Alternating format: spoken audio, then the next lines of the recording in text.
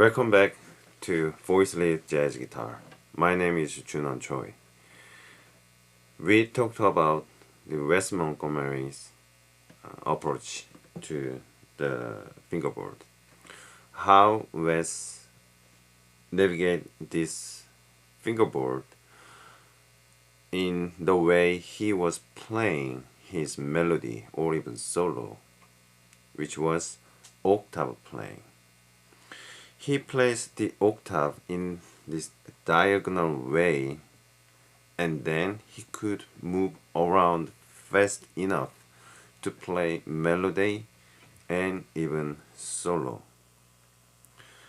Also, because he plays in that diagonal shape in his octave, he could see the diagonal way of playing, which is very uncommon to his time and also up to this time. It is because the guitar pedagogy is stuck into the position playing. The position playing is when your index finger is sit somewhere in some fret, people don't want to move around it, and they are trying to reach out their fingers with pinky, and they just stuck there and trying to play it just right there. But the jazz legend, not even the jazz legend, before Wes, Django Reinhardt, and also the Segovia, the classic, the virtuoso, he played, his scale form is in diagonal way. His method, scale method, is covering the scale cover from 6th string over here up to here. He's moving around in diagonal shape. So last two videos I was talking about Wes Montgomery's octave structure in Wes Line. Today I am going to talk about the other diagonal structure on the fretboard, which is called Django Line. We all know who Django Reinhardt is. He was gypsy. When he was young, his finger got burned. There is a video clip, and you can see how he's playing his guitar. And sometimes when he plays the chords, he used this ring finger, but when he was playing the single line, he plays with this two finger only. But still, he could play really fast line, which later George Benson plays it, and even Wes played it with octave. I'm gonna teach you what that is. The beginning of this video clip, by the way, I played one section of Wes Montgomery's 4-on-6, right? It goes like this.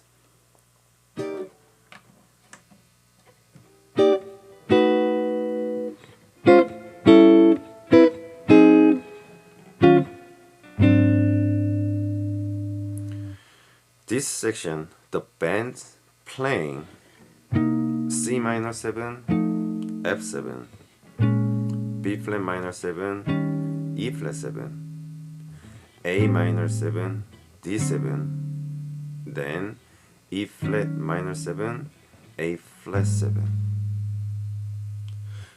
Consecutive 2-5 movement. But Wes was playing, in his career, he played this tune and recorded this tune more than one time, and even he played this tune in live. He played some different versions of this section in his melody. I am teaching you the version that of Smoking at the Half Note. In that record, everything is live, but this particular track, and also there are some other tracks as well, are recorded in the studio. So this track is studio version. So in this basic chord progression, Wes was playing this upper structure chord melody. So in this C minor 7, he is looking at this E flat major 7, which is added tension 9 on top, and just he's not playing the roots from the guide tone to the tension. It gives upper structure sound, which is E flat major 7, and it goes on and on.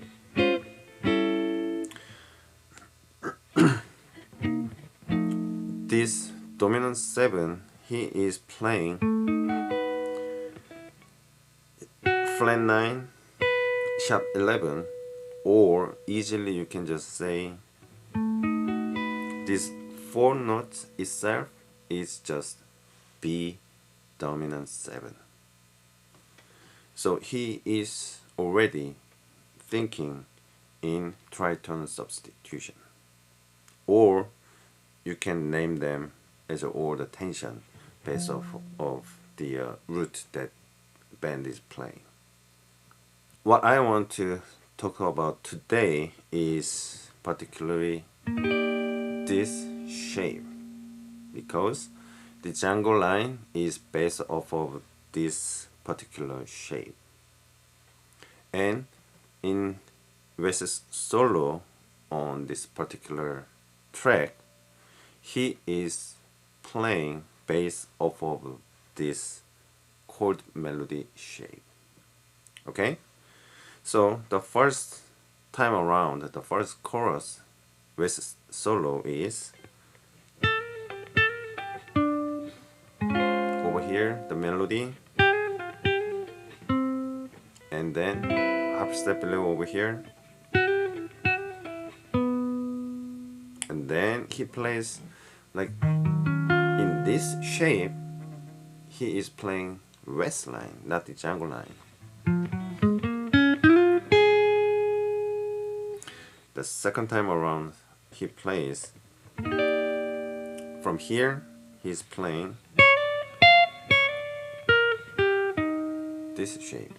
That is Django Line. Okay? Let me show you what Django Line really is.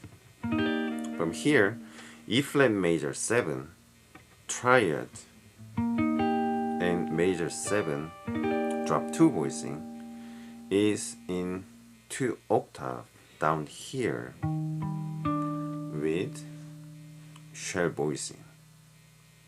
So this voicing, the chord is already in diagonal shape, and the Django line is just connecting those 2 chords. So from here, with this top note, you put your index finger over there and start from half step up, which is root of the major 7, and then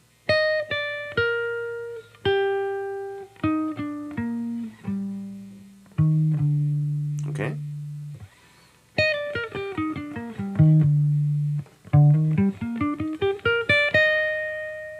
and Wes plays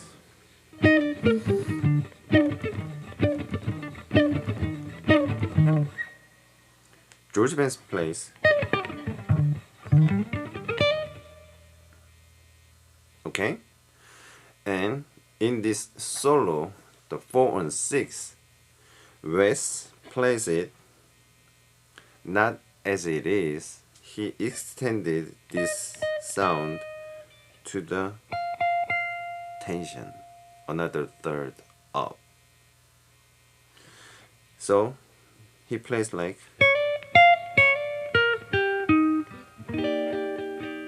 over here, or even band playing C minor 7. He's playing, and the chord melody is over here.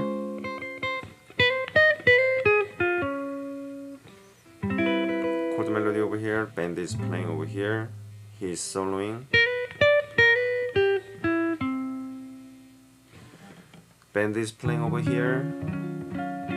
The upper structure is over here. His line is over here.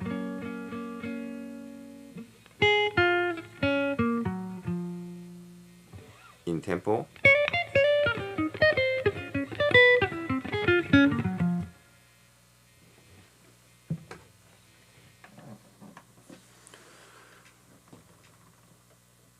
I am teaching this method for 5 years in Korean because I'm Korean and I had to back to South Korea 5 years ago and I spent my time over there. Yeah, I started doing these contents during the COVID, and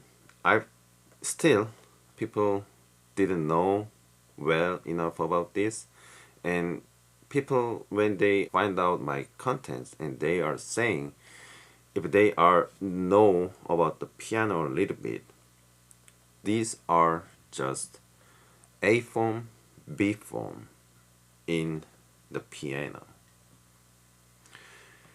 A form, B form is a shell voicing structure in the keyboard on the piano, which Bill Evans was using it really intensively.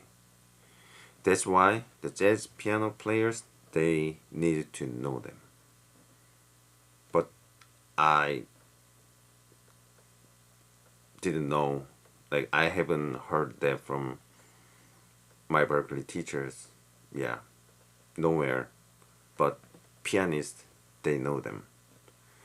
And I found out by studying with Rich Hart, this Wes Line and the Django Line is the A form, B form on the guitar. The shell voicing is actually the A form and B form. So 6th string minor 7th chord, upper structure become the major 7. If you see this structure, you can play Django Line. So this could be the A form, then same minor 7th shell voicing on the 5th string. The upper structure is forming like this, and then the Wes Line is like this, then this is B form, right?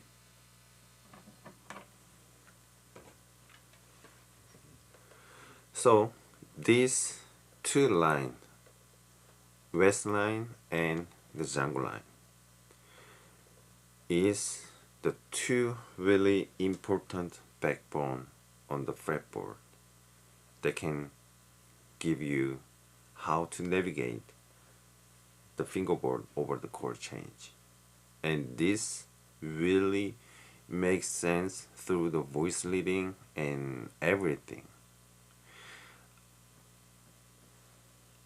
The student I am teaching, I didn't really teach them how to read the music, but they learn this method and trying to learn in this method and apply this method to the another tunes by themselves, or I am teaching them. They could read.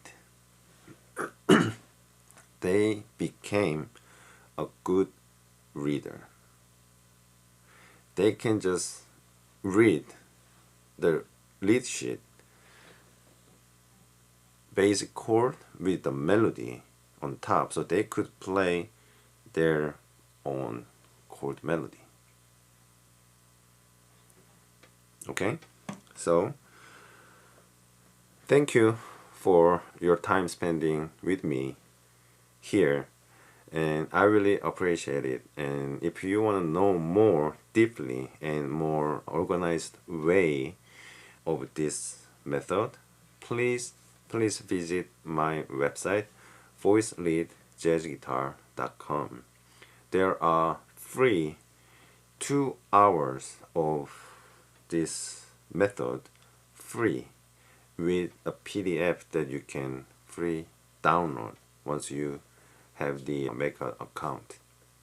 Okay, everything is free, and there are also some paid version of the lecture. So if you want to learn more about this more organized way and be quick about it, then I strongly recommend you to spend some time in my website.